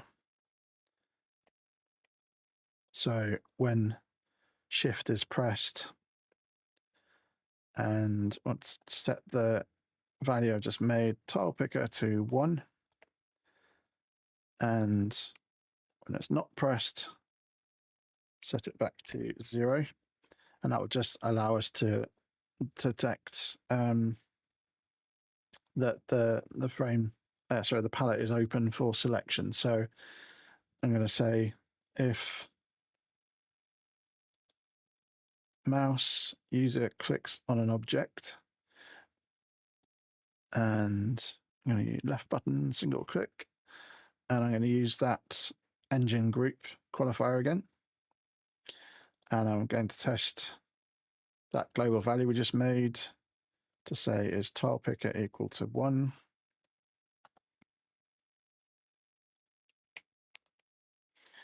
And I'm going to add another value here, picked tile, and I'm going to set picked tile to, now this is a string I've stored in the object, so I'm going to get the value of the string, and that alterable value is, oh, it's not showing those because it's a group, bear with me. So if I look in the objects, so it's the second string, which is stamp index. So I'm going to set picked tile to the value of the string, and oh, it was there. Okay, I don't know what happened there. Right, so that means we've got whichever number references the value that's stored in stamp index of each of these objects. As you can see, it's 1, 2, 3, 4. That will allow us to change the animation of this object and accordingly change it so that when we're moving it around on the grid, which I'm going to set up now. So going to set position of that. I'm just going to set it relative to the cursor object because that's where we want it to be. So what have I not done there? Is it visible? It is. Wasn't created at start. That's because I just cloned it from another one earlier. So at the moment you can see just that yellow square is jumping around with it. Because we've got that value here, picked tile that we've retrieved from the object we clicked on, we can now change the animation of this. And we could set a condition for each one by one based on the value of picked tile. However, we can use a calculation to do it. So this one started at 12. Yeah, so if we start at 12 and we add the global value picked tile, so that means that it will change the animation sequence, hopefully to match the ones that we've clicked on at the moment. We haven't clicked on one. So there you are. You can see it's changed to the box. Nope. Right. So one thing I also need to do when shift is pressed, I need to, let's edit another thing here actually. So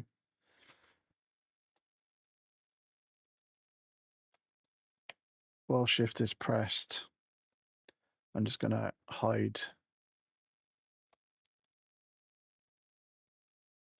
No, I'll just position these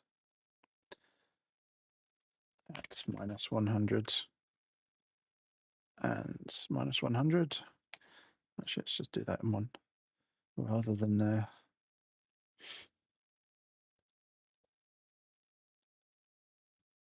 so -100. That will just get that out of the way, and I'll do the same for the stamper object. So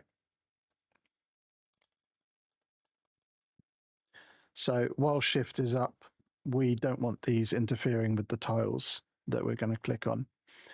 So that's what I'm doing here. So when shift is not pressed, I'm going to move the setting the cursor and the stamper into this. Oops. So instead of having it here always, now it simply does it when shift is not pressed, i.e. the tile palette is not up. So if I press shift, you can see that vanishes, and if I let go, it comes back, and that should let me. No. Why can't I click on those objects? Tile picker is 0 and 1. It's firing. Tile picker.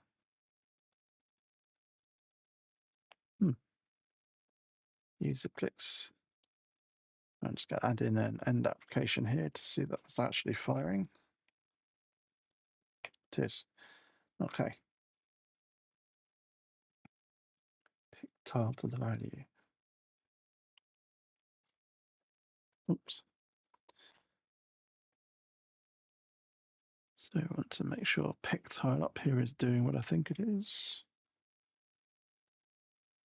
It is, so it's an issue with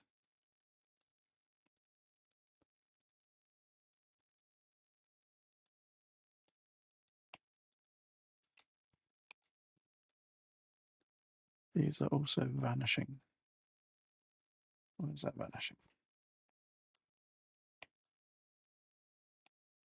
Oh, this object here is also set to not be visible at the start, as is this one, because they're in the main game frame, they don't have a a visibility. They're just there as a data point, so it knows where to start a ghost or where there's a teleport point. So that's why those weren't showing up. As for why that's not changing, let me see what I've done wrong.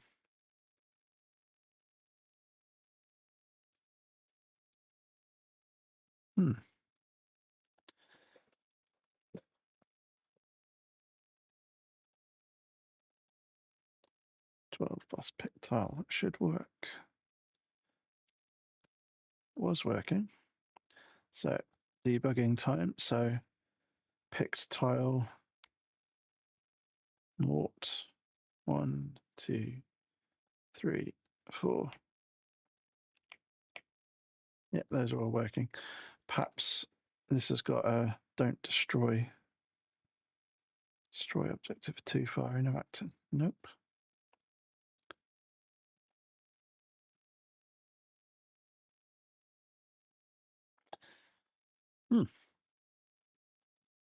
Puzzling.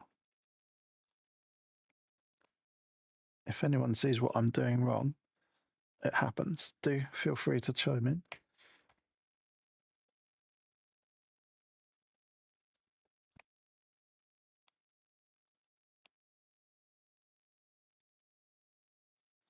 Maybe the animations are finishing too early and it's not looping. Nope, it's all set to loop. I'm going to try setting these just.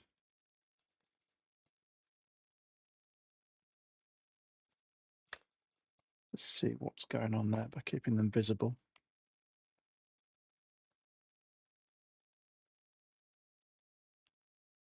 That's not having it, is it? So I'm going to try changing the animation manually and make sure that that is actually changing. Warp, for example. So if I click on one of those, that is not changing. Ah, have I left a behavior? That's qualifiers in there, that might be interfering. Let's get rid of those. That's from cloning the object earlier. Ah, there we go. It's because it had a qualifier and I was it was getting muddled as to which group engine that I was talking about there, I think. So if I get rid of that, hopefully click on that. Yeah, okay, good. There you go. That's how to debug, folks. Lots and lots of testing. Just make sure you've always got everything that could be going wrong. Try them sort of one thing at a time. Eventually you will get through the problem. So I'm going to put this back to -100 there because we don't actually want to see that during this process. And I'm just going to make a clone of this object, actually, the cursor. And, oh, that's hard to click on. Let me do it over here. Cursor 2. Let's rename that to indicator.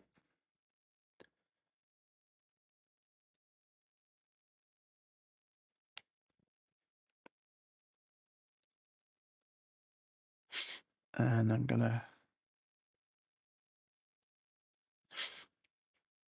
So when I do this, I'm also going to have to set the position of this indicator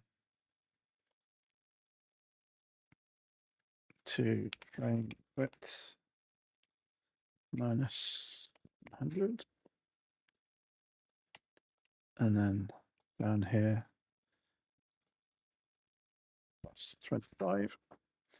And then when I actually do this click on thing, I'm going to just position the indicator, select the position relative to, and this engine qualifier again. So hopefully that will, there we go. So you can see which one's picked when you come back here. I've got my hotspots a little bit wonky on these, but again, for the purposes of this demo, it's all good, especially that one because the Pac-Man object, as I said, the qualifier, sorry, the hotspot is in the middle rather than at the corners like on these ones. Okay, so we've got, just as a recap, we've brought on these tiles. We can click on them to choose one. That's being reflected here in this object. So now I'm going to make it stamp down the object when you click the button. So I'm going to do user, keyboard, no, not keyboard even, mouse, user clicks, left button, and I'm going to also use that same test actually from up there. Tile picker equals 1, but I'm going to change it to 0 because we don't want this to happen when the tile palette is open. And what I'm going to do is using the value that's in that global value we have called picked tile, I'm going to select the relevant object that we've got. Let me show you back in the frame. So these objects can be created based on these index values here. So I'm going to create an object by name. Let me just make sure I call them. Yeah, so that those strings store these names. So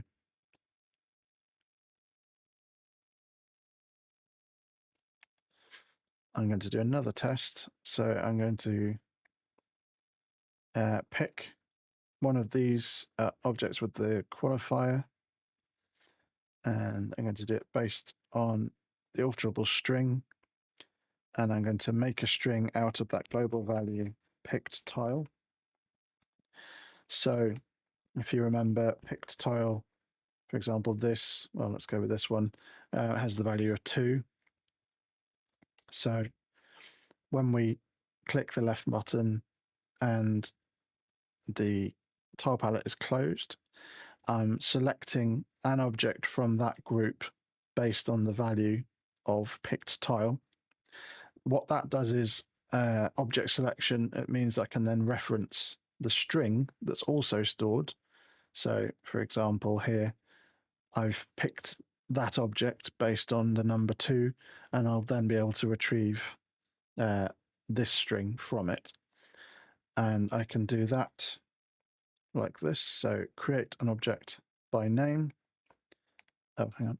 We've got at.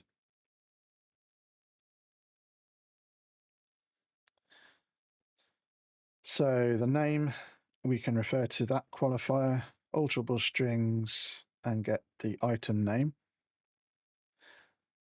So again, using the value in picked tile to pick that object, in this case 2, we're then referring to the string on the object that it picked from this qualifier, and that gives us no entry and allows us to create an object based on that. An X coordinate, and just going to use the position of this stamper because that is good enough for this purpose. And I'll clean this up when I do it before release and include a better way of doing this, which is constantly excuse me, calculating the value of the X and Y coordinate and storing those in a global variable so that I've always got those to refer to rather than having to keep recalculating this. But for now, I can place that there, and the Y coordinate of that 2. And layer is base layer, first one, so I want number 1. So with a bit of luck, no, what have I done wrong? Create item name. So I'm just going to make sure that the debugger output is actually doing what I thought it was doing earlier. That's when you quit.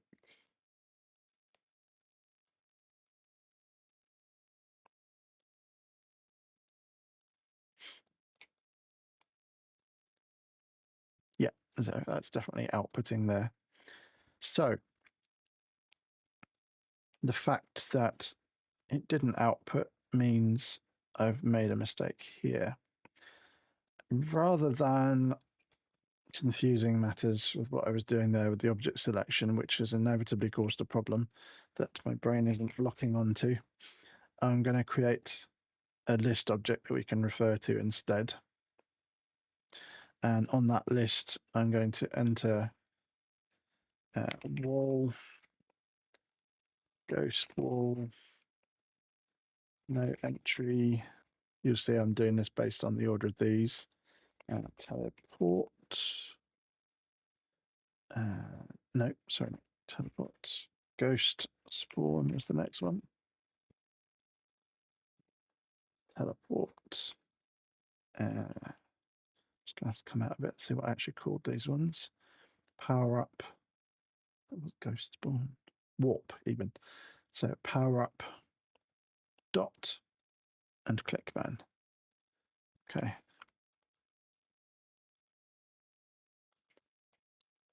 Warp. Power up. Dot. ClickMan. Okay, so I'm going to set this to not be a one-based index. That means that the first line will be line 0 instead of being line 1. I'm going to hide this.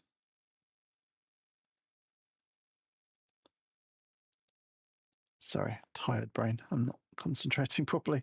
So we're going to be able to reference this list to get the name of the object to create based on the value rather than doing it with this selection, which I was getting wrong and probably confusing everyone. So I'm going to send get line, and I'm going to use tile picked. Oh no, sorry, picked tile.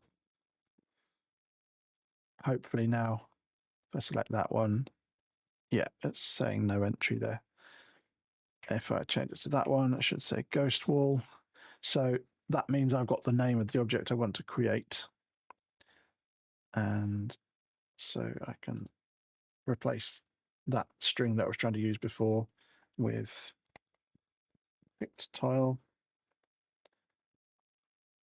at X and Y of stamper, layer 1. And with a bit of luck, no, still not working. What have I done wrong? Again, debug. Let's do an end application and make sure that this is actually... Yes, it is definitely firing. So create object at... So let's now have a look in the debugger and see, so 17 objects. Does that go up? It is going up. So they're appearing, they're just not visible. So have I? No, I have not hidden the object. Right, so I will add the newly created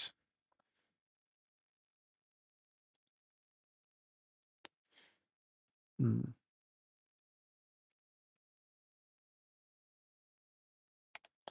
going to use the same thing there and select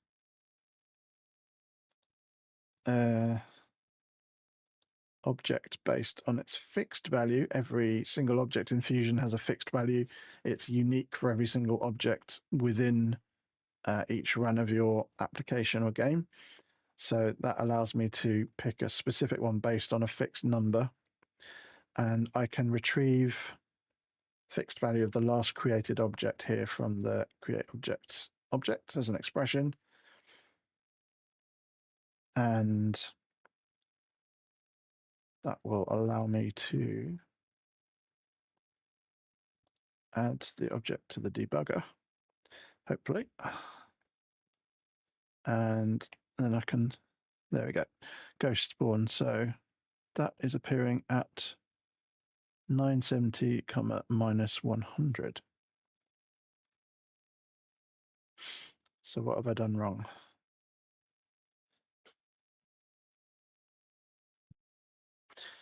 Do you know what? I'm going to go back and I'm going to do it the way I should have done it in the first place. I'm going to say edit grid X, edit grid Y, and when I'm doing this, actually I'm going to add it in as an always. So I'm going to do new event, always, set global value, edit grid X to X mouse divided by tile width. Oh, that doesn't need to be in brackets because I'm not multiplying it back up at this point. And the same for Y, except I'm going to do tile height and Y mouse. So now here, as I was saying, I would do, instead of having to calculate it each time, I can just say edit grid X and edit grid Y. Make sure that's still functioning. Not excellent. And here I can set it to edit grid X and change that to, sorry about that, pink, edit grid Y. So now rather than constantly calculating things, and I think I was doing something wrong, getting it in the wrong place down there. So now it's using calculated grid X and Y that it's always working out. I'll set that to the first event there, just so it's before anything else. And now hopefully if I change the position that it creates the object to the grid's coordinates I've just stored, so tile width and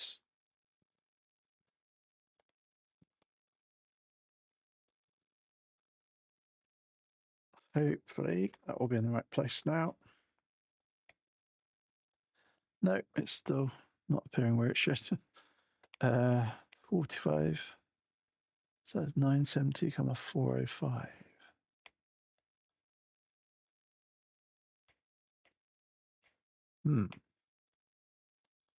Puzzling.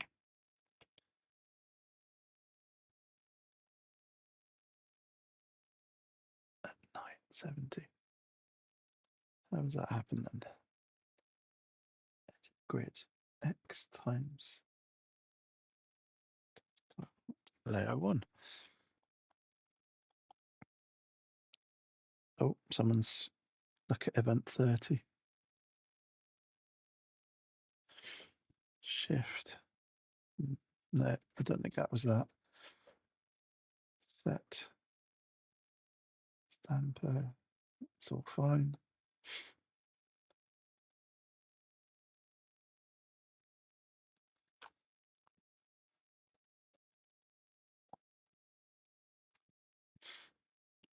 Grid X times the tile width. Should be correct.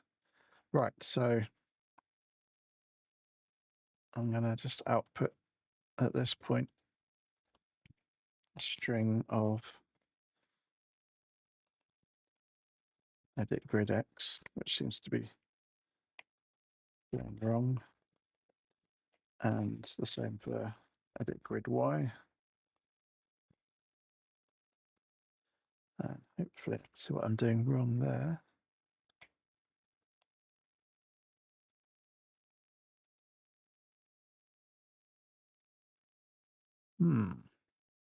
So this one should be at 0, and it's coming out at 970, even though the value is changing. So somewhere else, I'm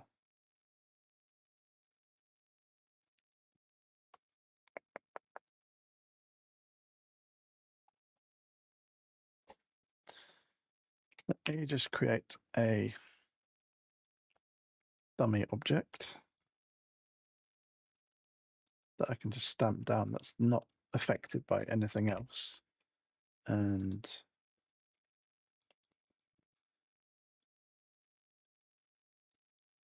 just wondering whether one of my qualifiers is interfering again here. So I'll just put dummy in there instead. And so one of my qualifiers is doing something. So that's got to be positioning off the edge of the frame. Frame width is 945, and that's where it was appearing. So this is interfering with it. So what I'm going to do is segregate these objects because it's getting muddled up between these and the ones that I'm placing down. I'm going to give these a value to separate them. So I'm going to give it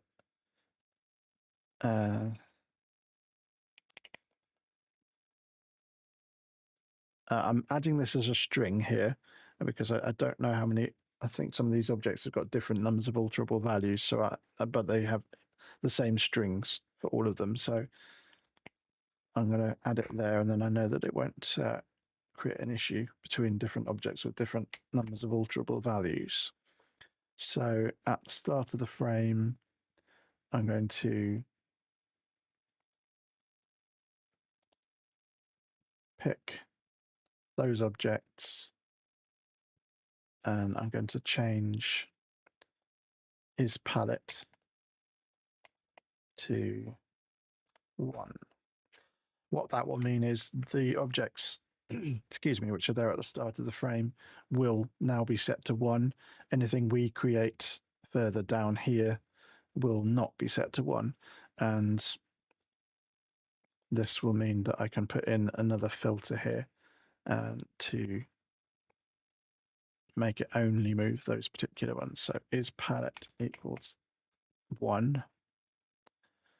I could do a thing to check and not make it loop until you press or repress shift, which I'll probably add in for the finished thingy, but hopefully that's still working. Oh, I need to change that back to create, and we had get line and fixed tile. So with a bit of luck, there we go. Right, there you are. That was some tortuous debugging there. That shows you a good process for just going through and step by step trying to work out what was what there. I personally tend to create clones of objects for this purpose. I know it means duplicating your graphics, but it avoids clashes like this, like when you're doing a level editor, for example. It just stops that confusion I've just had in there. Thanks, Rob. Right, so we've got it placing the tiles down, but the really important bit that we're not doing yet is actually saving that data to an array. So in the array, we have, I can't find my example quickly to show you, but just a reminder for people who haven't tuned in to the previous ones, do check out the other streams. It went into the array object a bit more, but an array is a grid of data, basically. In a one-dimensional array, you have this, for example. So this is a list. So that is a one-dimensional array with the first line being index 0, 1, 2, 3, 4, 5, and so on. A two-dimensional array is a grid like math paper. So the top left one would be you work columns first, X, and then rows second, Y. So columns wise, this square here, for example, is 0. Rows, it is 0 also. If I move down one, that would be column 0, row 1, row 2, 3, 4. This square here would be column 1, row 4, and so on. So arrays seem scary, but they are just an ordered way of storing data and allowing you to retrieve it back at a later date. In this instance, along with creating the object, I am going to add data to the array. We're using a string to store the data in the array here, as I explained before. So that's the names of the objects: wall, power up, ghost wall, and so on. So I'm going to write a string to the XY position. We're only doing a two-dimensional array here because it's just a single X and Y grid. And the string I'm going to write, just as I retrieved it here from the list based on the picked tile value, I'm going to do exactly the same thing. Could have copied and pasted that up, but I forgot. Picked tile. So I'm looking for the line from that, which will give us the name of the object, and that's what we can write into the array. So we're already calculating the X grid and the Y grid value, which I'm very glad I went back and did properly now. So that was in edit grid X and edit grid Y. So the X index, we can just use edit grid X and edit grid Y. So that is writing the item straight to the array. If I now go in here and let's pick no entry and store it at that position there. So at 0,0. So in the array, which I've got here in the debugger, you can double click on this on an array, and there you can see at X0, Y0, it's got the value no entry. There's nothing in this one. So if I were to change that to 1, you'll see it's blank. If I go back now and let's put a ghost spawn there. And now if I go back and examine the array in the debugger, where's it gone?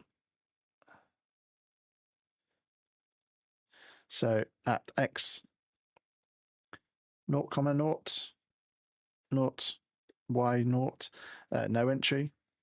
At X1, Y0, now you can see ghost spawn. So there's nothing more mystical or complicated to arrays than that. And in this simple way, this is letting us build up an array of all of our level elements. Another way to do this, you could skip the writing live, which I'm doing here, and then at the point of saving the array, you could do a loop for each object based on that qualifier that I've got stored. This one, the engine one. I could loop through every single object, find its position, and retrieve from the string the item name wall, and then you can calculate, well, I've already calculated the grid X and Y for each of them. Oh, I haven't done that here. Let's add that in. And then you could store one by one just the objects in the frame. So you could do it that way. I prefer to do it as I'm going along, because it then means the data's filled out in the array and you can do other tests. So let's just add in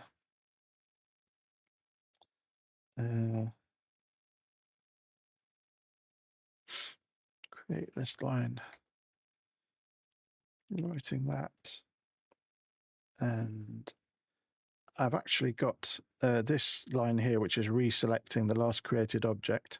So I'll get rid of the debugger thing, and I'm just going to use that line with the group engine qualifier, and I'm going to set grid X and Y to edit grid X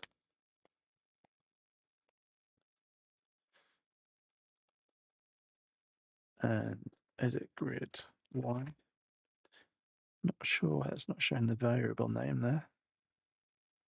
Oh no, I got ahead of myself. That's offset X and offset Y value.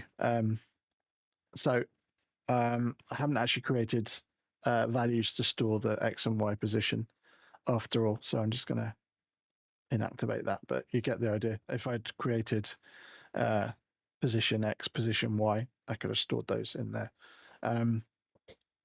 So we've got that. So I'm going to add in a quick function here. Keyboard, upon pressing a key, S, and I'm going to file, save array to file via selector, and that will allow me to save it. And then back in the game engine frame back here, instead of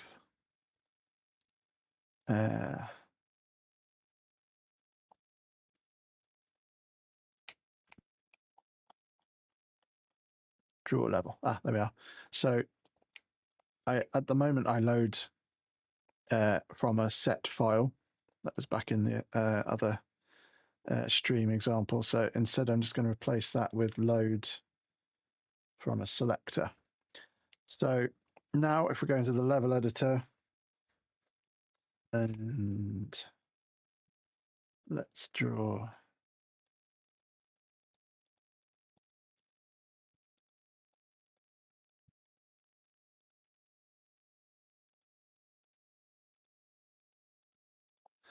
right. So if I press S to save now, I'm just going to store that here and we'll call it. You don't have to be a .arr file. Arrays don't have a particular file format in Fusion. Sorry, file extension name.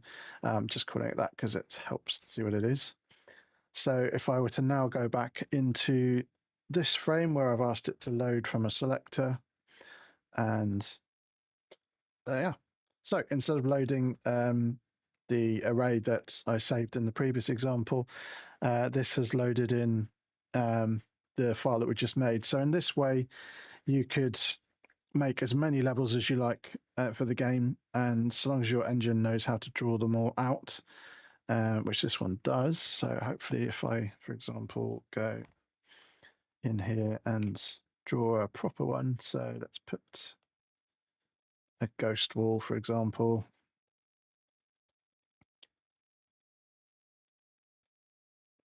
And ghost spawn points. And the no entry block there. And ClickMan, again, because of the position of that object, the action point, sorry, the hotspot is going to be off, so that will look a bit weird. And in theory, just put some dots down. Obviously, there are no walls here, so it's going to be a bit, oops. So if I save that one now, and then go back into this level. So as you can see, it's running and the ghosts have been created because the engine's all there. So with one frame now, we've got an engine which draws up a level. And with another frame, we've got a level editor that means you can make as many levels as you like. Those could all be uploaded to the internet. Maybe that's something I'll do a tutorial on. You can use the get object then to retrieve level data. You can let people convert the level data into a string that they could share on social media, for example, and then they could paste it in here and have a level render based on that. Although you would probably want to condense rather than having names like wall and ghost spawn and stuff like that in there. Excuse me. You would probably want to have just numbers to keep it a little more compact for such things. But yeah, very basic example, which I will finish and comment properly so you can see exactly what I've done. Make it a little bit tidier than I've done here, but it's a really, really good way of building up a game, particularly like platform games and ones where you're finding you're reusing objects on frame after frame, and then ending up, if you make a change to the way the player mechanic works, for example, you're then having to repeat it on frame after frame after frame. And this way you can have just one frame that loads in level data and yeah, does all the magic. I'm just going to use a tool on my computer here, see if I can find I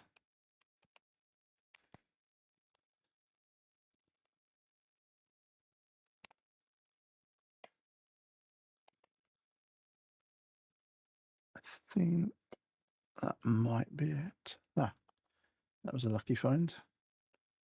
So this is a level editor I made many, many years ago. 2003, would you believe, back in Multimedia Fusion 1.5, it must have been back then, when we still had to include the cncs232.dll file with our applications. So if I run this, it's undoubtedly going to have a virus scanner issue because it doesn't know this file. Oh my goodness, it did not. Okay, so this is, it's not finished yet, but this is a very, very advanced level editor I made. It allowed all sorts of things like multiple size levels. I forget who scrolled in it now. So you could set the bounds there.